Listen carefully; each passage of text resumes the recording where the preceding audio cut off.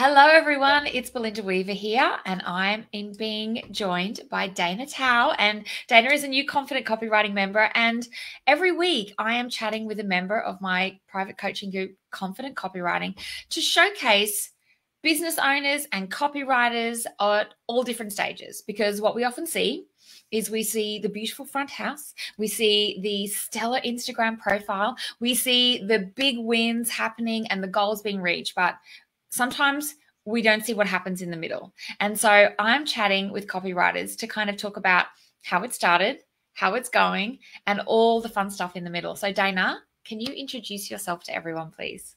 Yeah, first of all, I just want to thank you, Belinda, for having me. My name is Dana Tao, and I'm based in the Twin Cities, Minnesota, and I'm an email strategist and copywriter for purpose-driven e-commerce brands and business owners.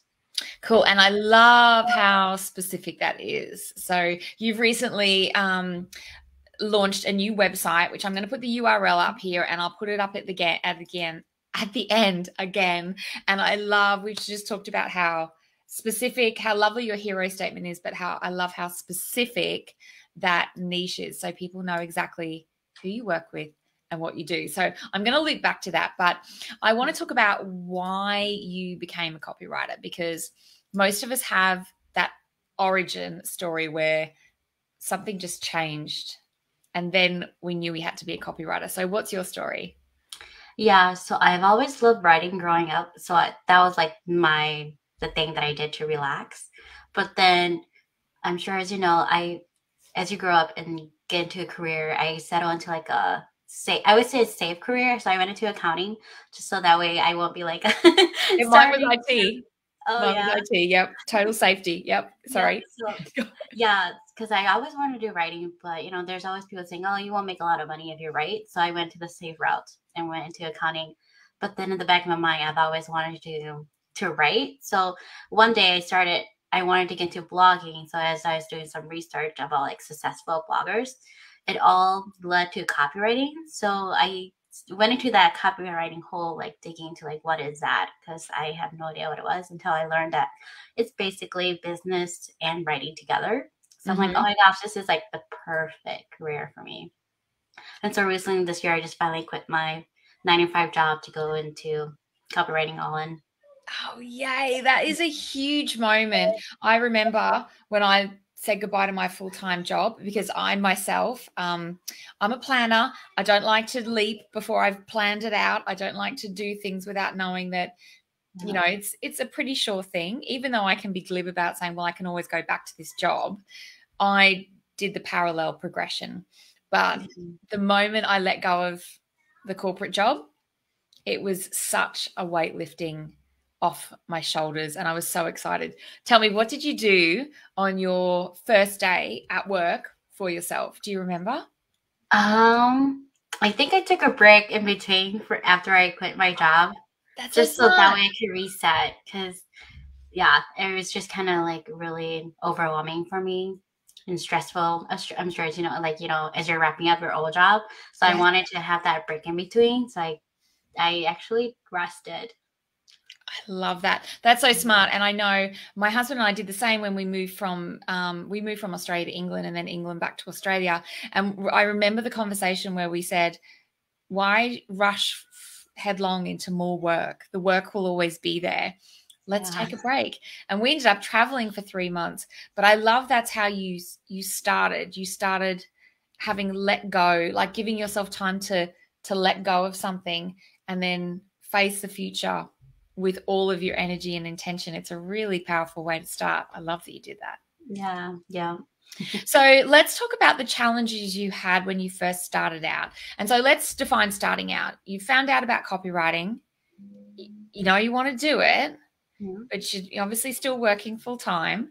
Tell me about the challenges you faced in those early weeks, months, longer. Yeah, so since I was still working a 9 to 5 job, I had to like the one of the hardest thing I had to do was juggling a full-time job and wanting to learn about copywriting, or at least do some of that on the side. So um it's not ideal, but after I finished working, I would like go right away and start. I'll tell my husband, I'm going on to my second job now, which is Yes. copywriting. Yes. So I kind of like did that like in the evenings and like on the weekends, just so that way I could like get caught up or just keep the momentum going. And there were days, honestly, where I couldn't even focus on copywriting because I feel like I needed work, but at the same time, I want to learn so much more about copywriting and actually do it. So it was hard to actually work a 9 to 5 job and still not think so much about copywriting. So sometimes I just kind of shut my brain off on that.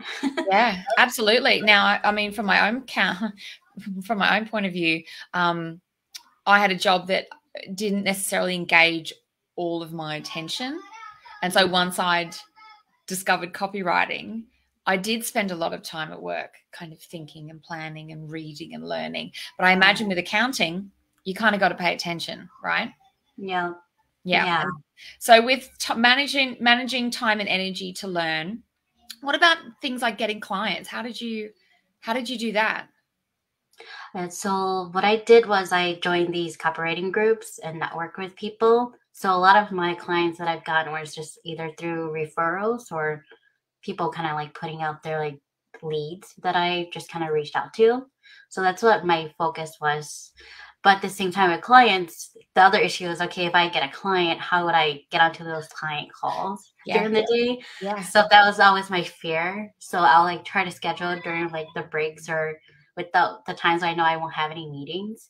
So, but that in itself is, I think, another story. Yeah. I remember taking my first briefing call for my very first website project in the boardroom of the business. And I was, because I wasn't at my computer, I had to try and write things down. And I'm trying to just look like I'm on a casual call. And everyone's walking past to the lunchroom.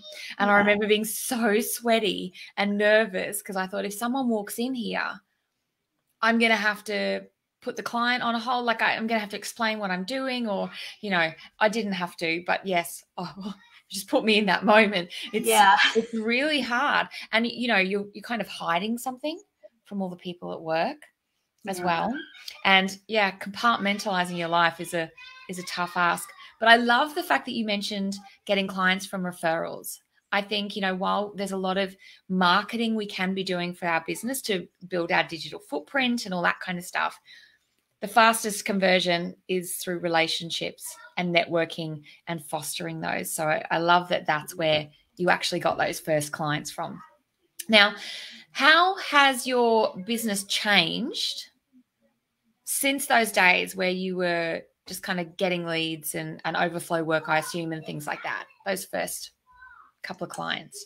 Yeah, I would say my confidence has gotten better because initially, even though I was kind of getting some clients or networking with people, I was kind of like a generalist. I know a lot of people say you should pick a niche, or just try to do everything and then see whatever you like, then go towards that.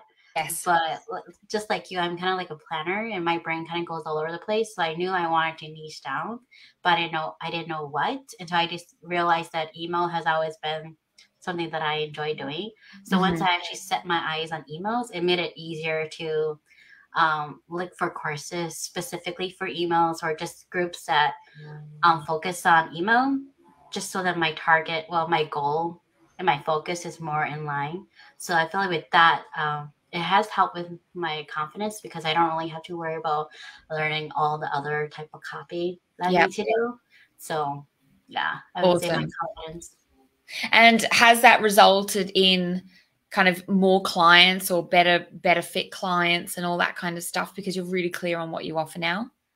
Yep. Yeah, I would say so. And go on, sorry. I didn't cut you off. I was just going to say, I like that tip. Like you said, you got to try a lot of things before you niche. I think a lot of copywriters do panic about that. Like, I know I should niche. I need to niche and I don't know how to niche. Like, all right, it's okay to be a generalist for a while until you discover something that you're like, yeah, I can actually do this all the time. Or I can write for this group all the time. This is what I'm going to do. And then that clarity brings all the other good stuff coming in. Yeah. Now, how has your business evolved in terms of, like, do you set yearly goals? Are you still building your planning muscles in terms of running a business? Do you have things like budgets, or, you know, how is your business progressing in terms of you knowing where you want to get to and you getting there? Yeah. So I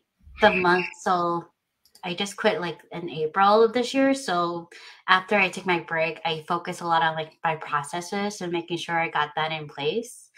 So that way I knew what I was doing. Because as a planner, I was always afraid that if I were to get a big client, I didn't want to just stumble and try to piece everything together at the same time. So I took a lot of time just like making sure my processes was correct and the way that I want it to work. And then I finally just switched into accounting software. So I got QuickBooks and put all my expenses and stuff in there.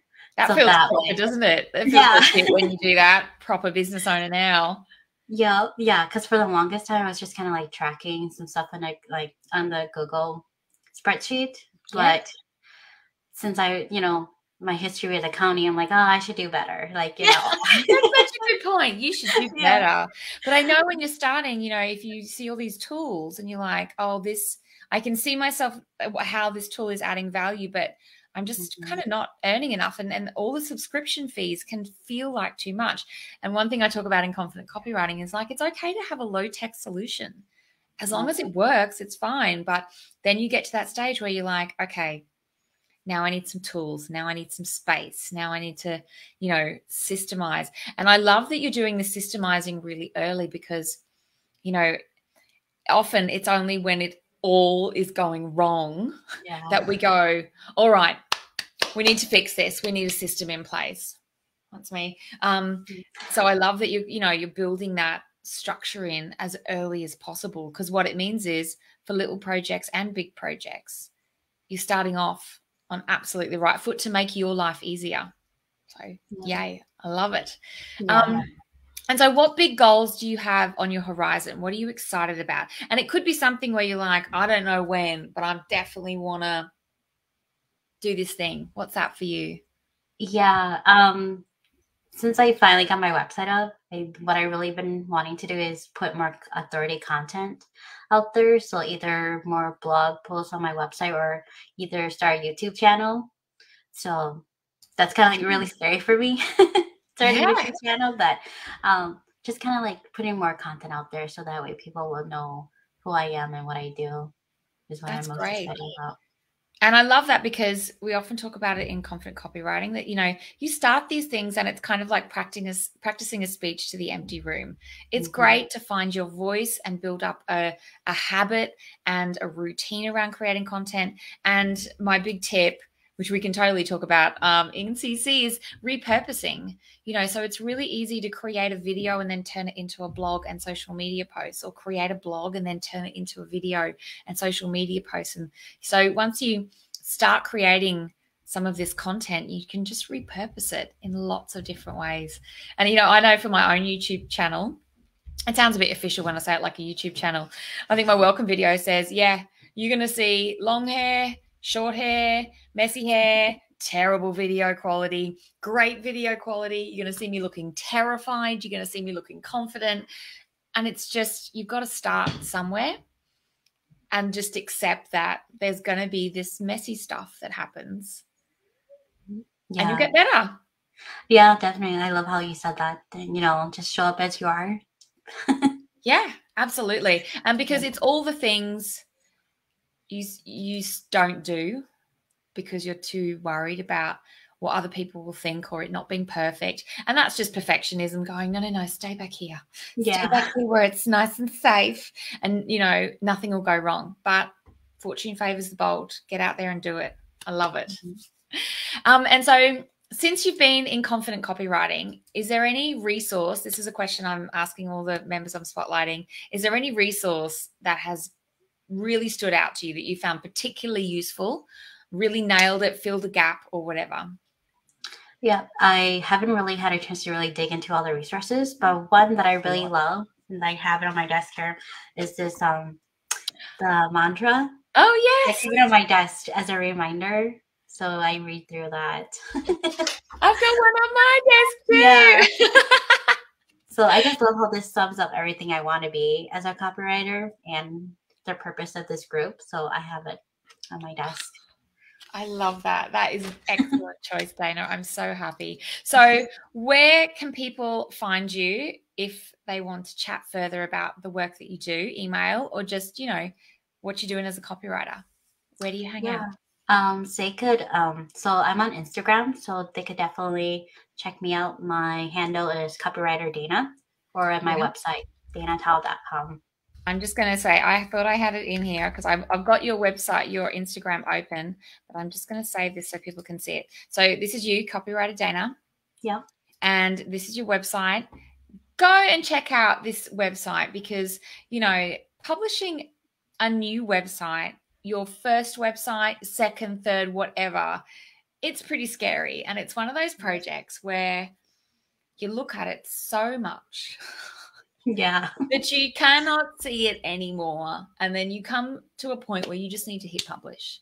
And it is beautiful.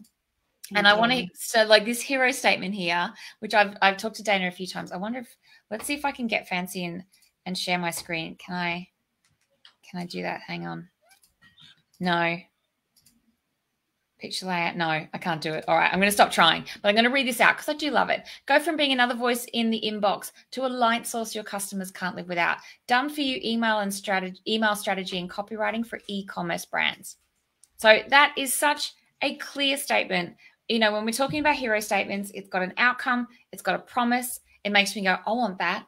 But it's also very clear about what it is you're doing and who you're doing it for. So as copywriters, this is where we get a little nerdy with each other. And that top bit of how you open a website is super important. So thank you, Dana. Thank you for joining me today. I love that you love the manifesto. And I'm so glad we got to chat today. And of course, I will see you more and more in Confident Copywriting. So I hope you have a terrific day. Thank you. Bye-bye. Bye.